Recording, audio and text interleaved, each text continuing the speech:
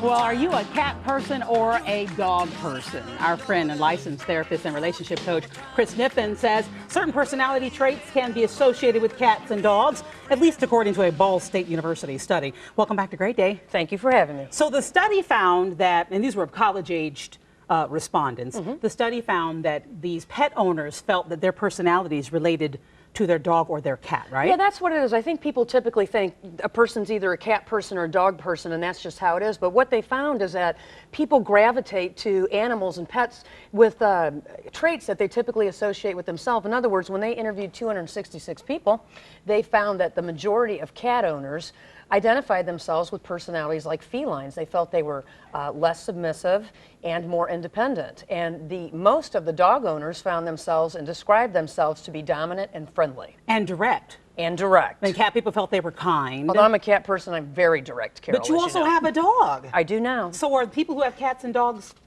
I hesitate to use the word schizophrenic? I mean, no, I mean, people are different. I think it's like a bell curve. There's either the extreme cat owners, the extreme dog owners, and then there's the whole group in between.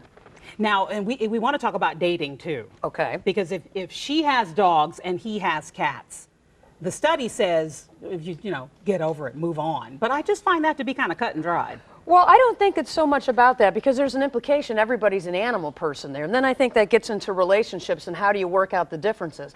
I think it would be much more of a problem if you were a big animal lover and you tried to date somebody who didn't like animals. I think that's a real problem. Now, cats are rated by their owners as significantly more independent and certainly more distant. We know that about and we know that about cats. Yes. But the owners felt that as well about themselves. But they would call it independent. Not See, here's what distant. happens when you get certain traits that are associated, like perhaps somebody who has cats will say they're independent. But if you're a real dog person, you might say they're not friendly. I think your description of them has everything to do with sort of where you fall on that bell curve. Do you find some truth in this, or is it just because people love their pets so much? I think people like different amounts of attention. The thing that I think is interesting, I think a lot of times, and I don't want to overgeneralize, but people who like dogs will be like, well, cats aren't friendly. But actually, I have a cat, Mr. Boppers, who's on my phone. So Mr. Boppers. Mr. Boppers. He's a cutie. So you could not see him today. He's like a dog. He follows me around. He's around all the time. So you can't really say that. But what I find interesting, and I haven't found in any of the studies when I research, is that if you say, I really like dogs because they're there all the time and they're constantly there, is that what you want out of your romantic relationship? Or are you going to feel smothered? So that's my question. They don't have that study yet. But in the relationship, when people have different attitudes about pets and have different pets, you say get on the same page. I think you need to get on the same page, certainly when you're dating. And for example, if you've got cats, I've had women in my office for relationship coaching, they talk about their cat because I'm a crazy cat person and I love them. And so we talk, oh, how's your cat, blah, blah, blah.